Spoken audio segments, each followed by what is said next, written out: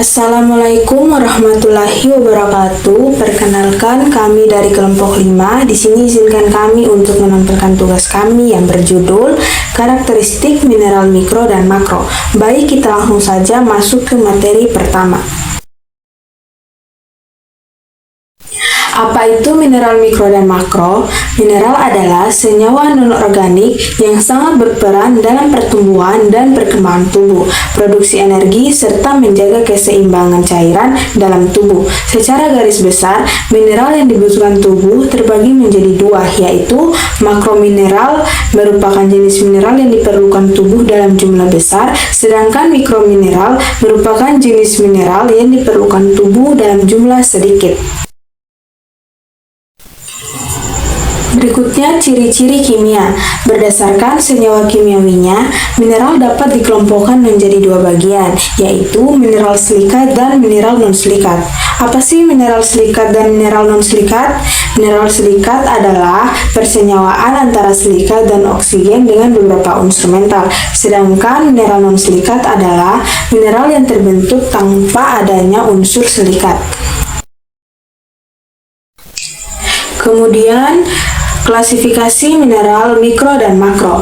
Mineral mikro dan makro dapat diklasifikasikan berdasarkan jumlah yang dibutuhkan oleh tubuh, yaitu klasifikasi mineral mikro terdiri atas zat besi, seng, tembaga, selenium, iodin, dan mangan. Sedangkan klasifikasi mineral makro terdiri atas kalsium, magnesium, kalium, natrium, fosfor, dan klorida.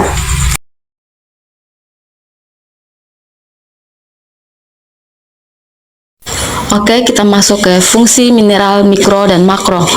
Fungsi mikro, yang pertama besi, metabolisme energi, kemampuan belajar, sistem kekebalan tubuh, dan pelarut obat-obatan yang tidak dapat larut dalam air. Yang kedua, seng atau zen, berfungsi sebagai kekebalan sel T dan pembentukan antibodi oleh sel B.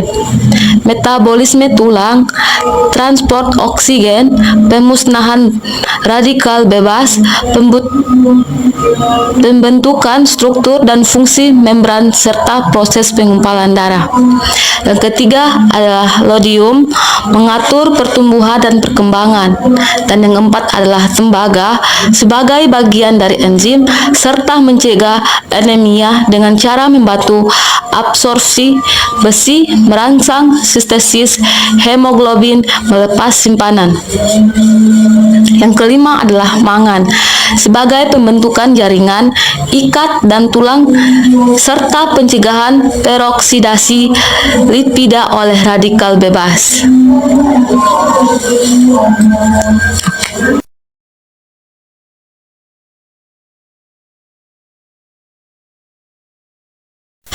Fungsi makro.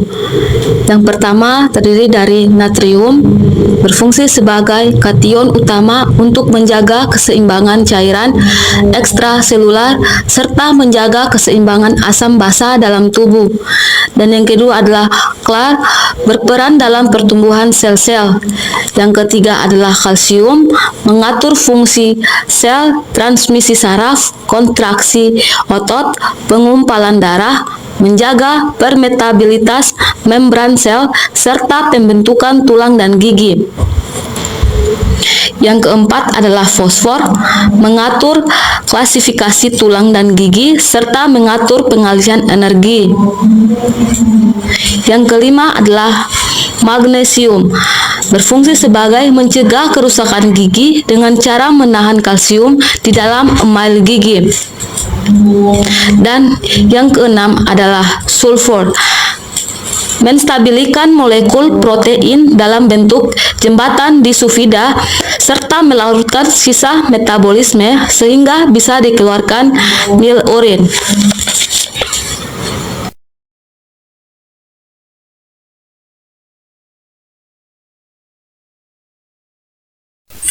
Selanjutnya ada proses pencernaan mineral mikro dan makro sampai dengan pengeluarannya.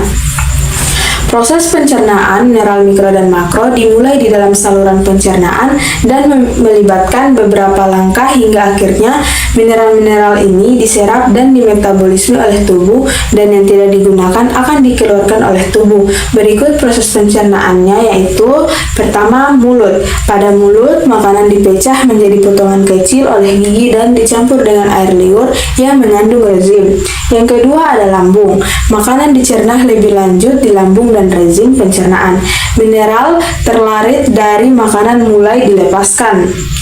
Yang berikutnya ada usus halus. Proses pencernaan utama terjadi di usus halus. Di sini, enzim pencernaan dari pankreas dan empedu dari hati membantu dalam memecahkan makanan menjadi molekul lebih kecil yang dapat diserap oleh dinding susu halus.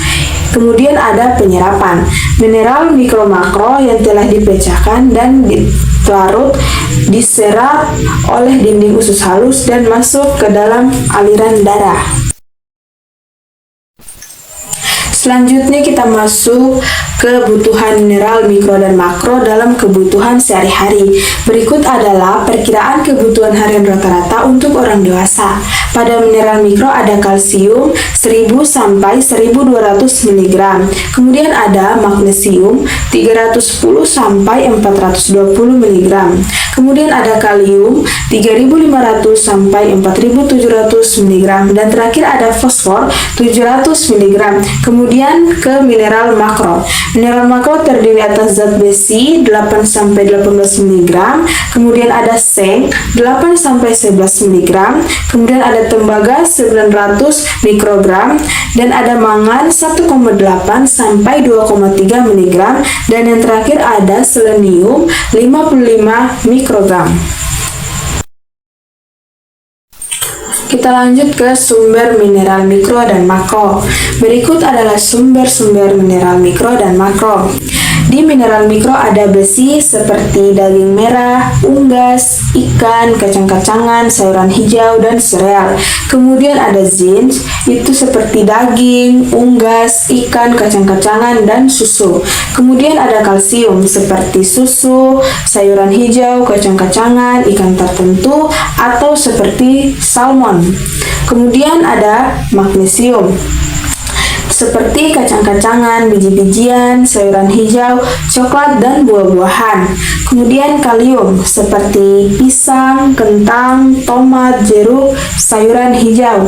Terakhir ada selenium, dia seperti ikan, daging, kacang-kacangan, dan telur.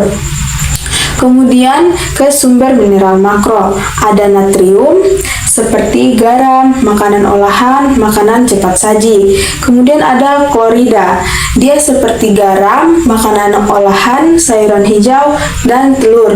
Kemudian ada fosfor seperti daging, ikan, telur, susu, kacang-kacangan. Kemudian ada kalium, dia seperti pisang, kentang, tomat, jeruk, sayuran hijau.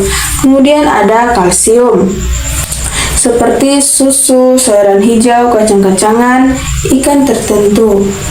Kemudian ada yang terakhir, magnesium, kacang-kacangan, biji-bijian, sayuran hijau, coklat, dan buah-buahan. Dan yang terakhir ada akibat dari kekurangan dan kelebihan mineral mikro dan makro. Kekurangan mineral mikro ada 4. Yang pertama, anemia atau kekurangan besi. Yang kedua, gangguan pertumbuhan atau kekurangan zinc. Yang ketiga, ada osteoporosis atau kekurangan kalsium. Yang terakhir adalah kelainan jantung atau kekurangan magnesium. Kemudian kelebihannya seperti toksikitas atau kelebihan besi, kemudian ada keracunan, kelebihan selenium, dan gangguan metabolisme atau kelebihan kalsium, dan yang terakhir gangguan ginjal atau kelebihan kalium. Kemudian kekurangan mineral makro, dia ada 4. Yang pertama, hiponatremia atau kekurangan natrium. Yang kedua, ada gangguan tulang atau kekurangan fosfor. Yang ketiga, gangguan saraf atau kekurangan kalium. Yang terakhir ada osteomalacia atau kekurangan kalsium. Kemudian kelebihannya, dia ada tekanan darah tinggi atau kelebihan natrium. Kemudian ada gangguan ginjal atau kelebihan fosfor.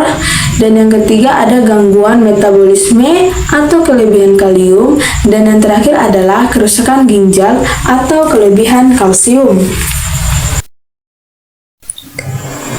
Sekian video dari kami. Saya ucapkan billahi taufiq wal hidayah. Wassalamualaikum warahmatullahi wabarakatuh.